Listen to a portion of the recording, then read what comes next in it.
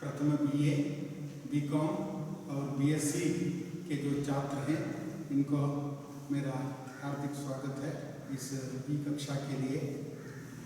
आज की इस कक्षा में संज्ञाओं के रूपांतर से संबंधित जो अंतिम अध्याय है कारक, इस कारक की चर्चा यथासाध्य कर लेंगे, यथासंभव कर लेंगे। पहले कारक क्या अथवा उसकी परिभाषा क्या होती है, इससे परिचित होना होगा। कारक उसे कहते हैं कि संज्ञा या सर्वनाम के जिस रूप से उसका संबंध वाक्य के दूसरे शब्दों के साथ जाना जाए तो उसे कारक कहते हैं। ध्यान देने की बात यह है कि संज्ञा या सर्वनाम के जिस रूप से उसका संबंध वाक्य के दूसरे शब्दों के साथ बताया जाता है तो उसे कारक कहते हैं। उदाहरण के लिए हम देख लेंगे, प्रस्तावना के तौर पर इस ओर विचार करते हैं तो पता चलता है कि बिना कारक प्रत्यय से वाक्य पूरा नहीं होता। भाषा का जो आशय है यह पूरा नहीं होता। उदाहरण के लिए, भाषा के अथवा वाक्य के दो तत्व होते हैं। वाक्य से हम भाषा बनाते हैं तो हर वाक्य के दो तत्व होते हैं, अर्थ तत्व और संबंध तत्व। अर्थ तत्व और संबंध तत्व। अर्थ तत्व और संबंध तत्व उदाहरण के तौर पर देखें तो पता चलता है कि एक वाक्य है, राम ने रावण को बाण से मारा, कृष्ण ने कंस को घुसेबाजी से मारा। ऐसे वाक्यों में राम ने रावण को बाण से मारा, इस वाक्य को देखिए, वहां राम रावण बाण मान, ये जो मारा, ये जो चार शब्द हैं यह अर्थ तत्व है।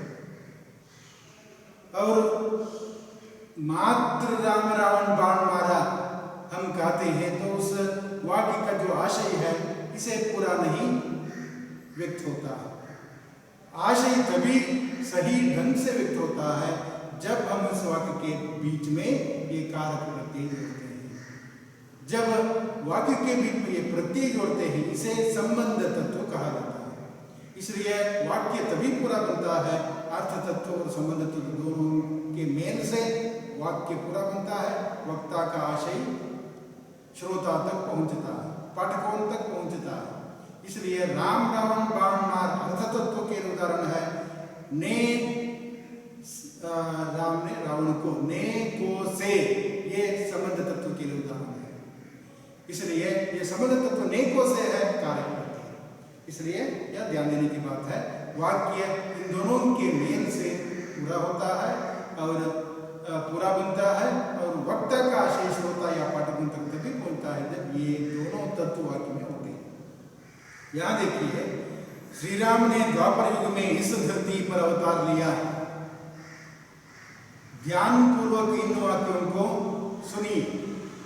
श्री राम ने द्वापर युग में इस धरती पर अवतार लिया।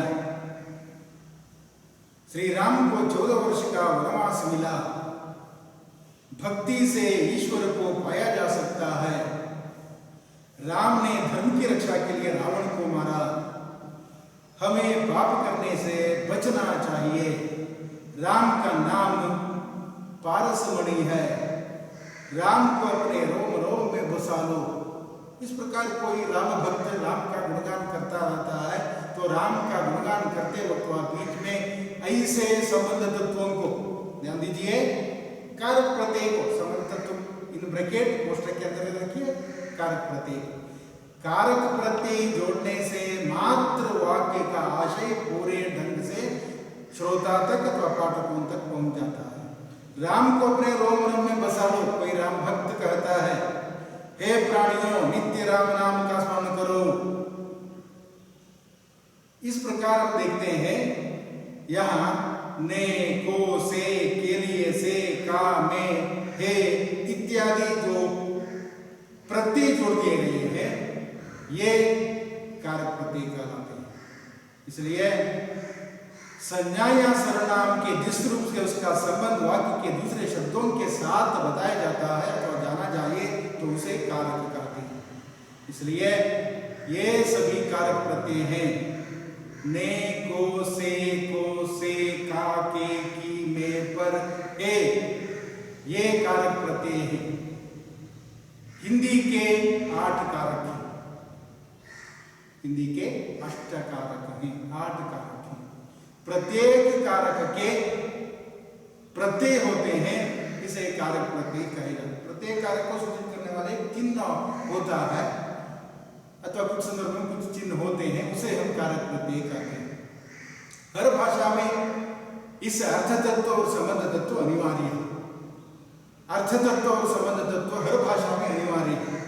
बिना इन तत्वों से वाक्य का आशय व्यक्त नहीं होता, वक्ता तक विचारों को पहुंचाया नहीं जा सकता।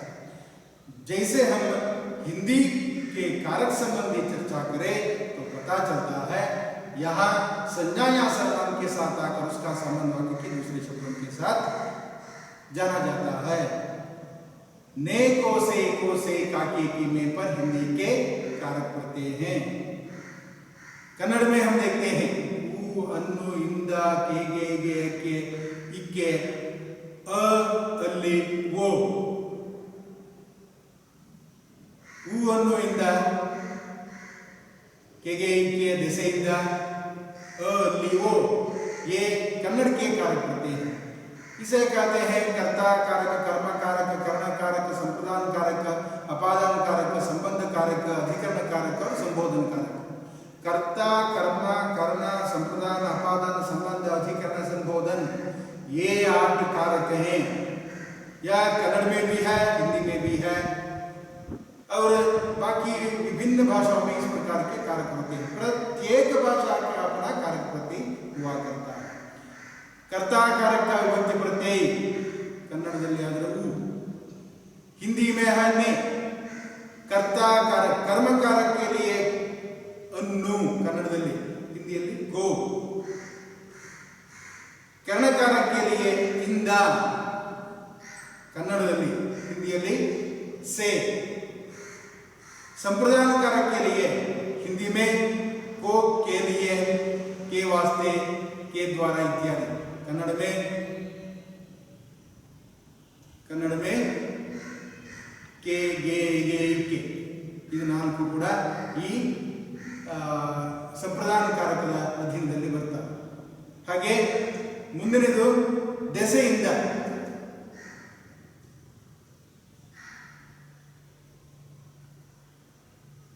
इसे कहते हैं कर्ता, कर्म, करना, संप्रदान, अपादन कारक। इसे अपादन कहते हैं हिंदी में, और कन्नड़ में भी अपादन कारक वही है, जैसे ही नाम करते हैं।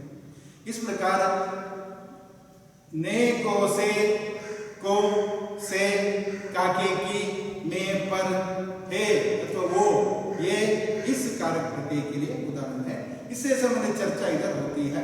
हर भाषा में कारक प्रत्यय अनिवार्य है। जिन उदाहरणों को मैंने बता दिया, राम ने द्वापर युग में इस धरती पर अवतार लिया, राम ने रावण को बाण से मारा, राम को 14 वर्ष का वनवास प्राप्त हुआ, ऐसे वाक्यों में ने, को, से, के लिए, के वास्ते, काके, की, में आदि चिन्हों का प्रयोग हुआ है। उन शब्दों जिनके साथ ये आते हैं संबंध वाक्य के अन्य शब्दों से दर्शाते हैं, ये सभी चिन्ह कारक कहलाते हैं। इसलिए ने, को, से, काके, की, में, पर हिंदी के कारक होते हैं। कारक को प्रकट करने वाले ऊपर दिए वाक्यों में जो कारक चिन्ह, संज्ञा या सर्वनाम शब्दों के साथ लगाए जाते हैं उन्हें विभक्तियां कहते हैं। प्रीपोजिशंस विभक्तियां कहते हैं। तथा विभक्ति युक्त पदों को कारकीय पद कहते हैं। जैसे बंदर पेड़ पर चढ़ता है, बंदर पेड़ पर चढ़ता है। ध्यान देने की बात है, में और पर दोनों अधिकरण कारक के चिन्ह। मेज पर डस्टर है, कलम में स्याही है, पेड़ की डालियों पर पक्षी हैं। यहां ध्यान दीजिए, डालियों में पक्षी हैं गलत है, मेज में डस्टर है गलत है। अधिकरण का शब्द करता है आधार, इसलिए में और पर का प्रयोग किस प्रकार करना है, इससे संबंधित असली जानकारी आपको होनी चाहिए। जैसे जैसे आप पढ़ते हैं उसकी जानकारी आपको हो जाती है। पेड़ पर कारकीय पद है, पर कारक का सूचक चिन्ह अथवा विभक्ति है। विभक्ति को परसर्ग भी कहते हैं। संज्ञा या सर्वनाम के बाद आने के कारण ने परसर्ग कहते हैं। संज्ञा या सर्वनाम के बाद आने के कारण से विभक्ति को परसर्ग कहते हैं। कारक के भेद, जैसे हमने यह जानकारी ली कि कारक क्या है। संज्ञा या सर्वनाम के साथ आकर उसका संबंध वाक्य के दूसरे शब्दों के साथ जाना चाहिए तो वह कारक है। कारक के 8 भेद हैं, 8 प्रकार हैं। उनके नाम और ये विभक्तियां तो उनकी जो प्रत्यय है ये इस प्रकार है। कर्ता कारक नॉमिनेटिव केस कहते हैं अंग्रेजी में, या ने। कर्ता कारक का विभक्ति प्रत्यय है ने, इसके अलावा और कोई चिन्ह नहीं है।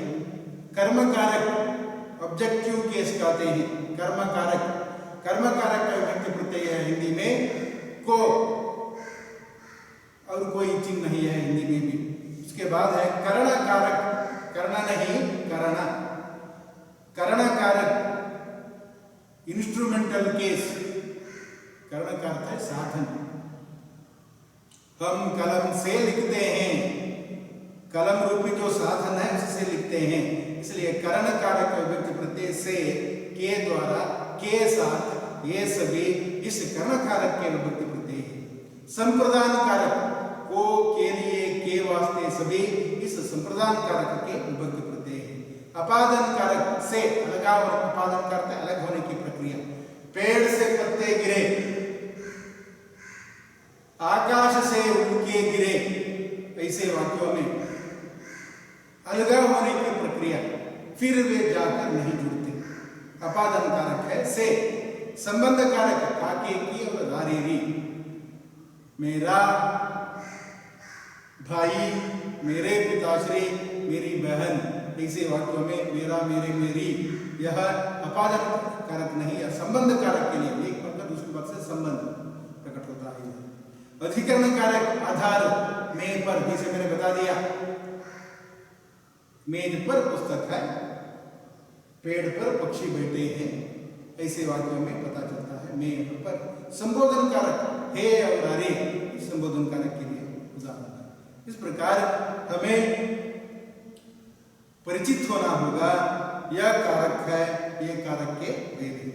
हिंदी के 8 कारक हैं। कर्ता, कर्मा, कर्ण, संप्रदान, अपादन, संबंध, अधिकरण, संबोधन। प्रत्येक के विभक्ति प्रत्यय से भी परिचित हुए। उसके बाद है कर्ता कारक से। यदि हम कर्ता कारक को ले लेते, इन 8 कारकों में एक के बाद एक कारक से जानकारी हमें हासिल करनी होगी। इस पहले कारक में, कर्ता कारक में, जैसे शब्द ही बताता है कर्ता, काम करने वाला। संज्ञा या सर्वनाम के जिसम से क्रिया करने वाले का बोध हो, क्रिया करने वाले का बोध हो तो उसे कर्ता कारक कहते हैं। जैसे देखिए, लता ने गीत गाया, लता ने गीत गाया, राम ने बाण छोड़ा, ऐसे वाक्यों में ने जो है लता और राम उस वाक्य में है, तो लता ने गीत गाया, राम ने बाण छोड़ा, ऐसे वाक्यों में जो ने है इस कर्ता कारक की विभक्ति प्रत्यय है। माँ खाना बनाती है, इस वाक्य में देखिए माँ खाना बनाती है, यह भी कर्ता कारक है। माँ करता है, बाद में ने नहीं जोड़ दिया गया। ने क्यों नहीं जोड़ दिया गया, इसके लिए नियम मानक है। इससे संबंधित जानकारी अब हमें नहीं चाहिए। यदि मैं बताऊं तो भी आप तक यह विचार नहीं पहुंच जाता, इसलिए कि ने कब जोड़ना है यह बहुत बड़ी बात है। इससे संबंधित जानकारी हम आने वाले दिनों में प्राप्त कर सकते हैं। मैंने फिल्म देखी, यहाँ देखिए फिल्म स्त्री है इसलिए देखी, मैंने फिल्म देखी, मैंने फिल्म देखी। कर्ता कारक विभक्ति प्रत्यय है ने। भूतकाल के सकर्मक वाक्य में मात्र ने प्रत्यय जोड़ दिया जाता है। इस प्रकार हम देखते हैं इन वाक्यों में पक्षी से उड़ने की, माँ से खाना बनाने की, लता से गीत गाने की, मेरे द्वारा फिल्म देखने की क्रिया को करने का बोध होता है। ये जो 4 वाक्य मैंने बता दिए, पक्षी उड़ता है, लता ने गीत गाया, माँ खाना बनाती है, मैंने फिल्म देखी, इन वाक्यों में माँ से खाना बनाने की, लता से गीत गाने की, मेरे द्वारा फिल्म देखने की क्रिया को करने का बोध इधर व्यक्त होता है। अतः पक्षी, माँ, लता, मैंने कर्ता कारक हैं। कर्ता की पहचान ने विभक्ति प्रत्यय से होती है। ने विभक्ति प्रत्यय से कर्ता की पहचान होती है। कभी कभी इसका लोप भी हो जाता है, जैसे हम इस वाक्य में देखते हैं माँ खाना बनाती है, माँ ने खाना बनाती है, गलत वाक्य है। ने का प्रयोग, नए का इस्तेमाल मात्र सकर्मक भूतकाल के वाक्य में करना होगा। इसे छोड़कर माँ ने खाना बनाती है गलत वाक्य बन जाता है। माँ खाना बनाती है सही वाक्य है या वर्तमान काल का वाक्य है। वर्तमान काल के वाक्य में ने नहीं जोड़ना है, या नियम का कथन है, नियम बताता है। इसलिए ध्यान देने की बात यह है कि कभी कभी ने के लोप में भी कर्ता कारक वाक्य हो जाता है, दिखाई पड़ते हैं। बाद में है कर्म कारक। कर्म कारक दूसरा है कर्म कारक। जिस वस्तु या व्यक्ति पर क्रिया का प्रभाव या फल पड़ने का बोध होता है उसे कर्म कहते हैं। कर्म का शब्द करते हैं क्रिया के व्यापार का फल जिस पर पड़ता है इसे कर्म कहते हैं, कर्म कारक है। उदाहरण के लिए देखिए, राम ने रावण को मारा, राम ने रावण को मारा, राम ने करता है, रावण को कर्म है। राम ने करता है, रावण को व्यापार का फल किस पर पड़ता है? राम बाण छोड़ने का जो व्यापार का फल है रावण पर पड़ता है, इसलिए रावण को मारा। इस वाक्य में यह कर्म कारक है। राधा पत्र को पढ़ती है, यहां देखिए पत्र को पढ़ती है का अर्थ है पत्र पढ़ती है, पत्र को लिखती है का अर्थ है पत्र लिखती है। बाण को छोड़ता है, बाण को छोड़ता है का अर्थ है बाण छोड़ता है। साहिल निबंध लिखता है का अर्थ है निबंध को लिखता है। कुछ संदर्भों में को प्रत्यय लुप्त रहता है, उसका लोप होने के बावजूद भी वाक्य बन जाता है, सही होता है। खरगोश गाजर खाता है, गाजर को खाता है, इसका अर्थ है गाजर खाता है। को नहीं होने के बावजूद भी हमें यह समझना चाहिए कि वह कर्म कारक है। कर्म कारक का प्रत्यय लुप्त हो जाने के बावजूद भी वह वाक्य सही है, खरगोश गाजर खाता है। बच्चे शेर को देखकर डर गए, यहाँ को की अनिवार्यता है, जरूरत है। बच्चे शेर को देखकर डर गए, शेर को देखकर डर गए। यहाँ देखिए, जिस वस्तु या व्यक्ति पर क्रिया के व्यापार का फल पड़ता है उसे हम कहते हैं कर्म। कर्म का शाब्दिक अर्थ है क्रिया के व्यापार का फल जिस पर पड़ता है कर्म का।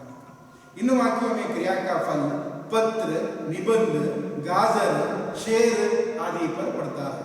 राधा पत्र को पढ़ती है, साहिल निबंध लिखता है, खरगोश गाजर खाता है, बच्चे शेर को देखकर डर गए। ऐसे वाक्यों में पत्र, निबंध, गाजर, शेर आदि हम देखते हैं तो ये कर्म कारक के चिन्ह हैं।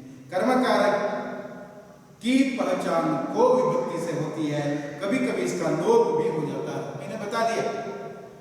जैसे साहिल निबंध लिखता है, वहां को नहीं है फिर भी निबंध लिखता है, करता निबंध को लिखता है। खरगोश गाजर खाता है, यहाँ गाजर को खाता है, इसका तात्पर्य। इसलिए कभी कभी इसका लोप कर्म कारक का प्रत्यय को इसका लोप हो जाने के बावजूद भी वाक्य पूरा बनता है। हमें इस वाक्य को सही वाक्य समझना है। इस प्रकार कर्ता कारक और कर्ण कारक। कर्ता का अर्थ है काम करने वाला, कर्म का अर्थ है क्रिया के व्यापार का फल जिस पर पड़ता है वह कर्म कारक। इन दोनों से हम परिचित हुए। आज के लिए यहीं रुकेंगे। अगले क्लास में बाकी जो कारक के भेद हैं इन्हें हम देख सकते हैं, इनसे परिचित हो सकते हैं। तब कारक से संबंधित पूरी जानकारी मिल जाती है। तब बीए संबंधी जो व्याकरण है, अब तक मैं बीए, बीकॉम और बीएससी से संबंधित जो व्याकरण है इसे पढ़ा रहा था एक ही कक्षा में तीनों के लिए। लेकिन कारक जहाँ समाप्त हो जाता है तब बीए का जो व्याकरण कक्षा भी समाप्त हो जाती है। लेकिन बाद में आने वाले क्लासों में इससे संबंधित जानकारी यदि चाहिए तो हम बताएंगे। बाद दूसरी ऑफलाइन क्लास जैसे आज हो जाएगी उस वक्त हम देख लेंगे बात दूसरी। आज के लिए यहीं पर रुकेंगे। अगले क्लास में कारक के जो बाकी भेद हैं इनसे परिचित हो सकते हैं। धन्यवाद, फिर मिलेंगे।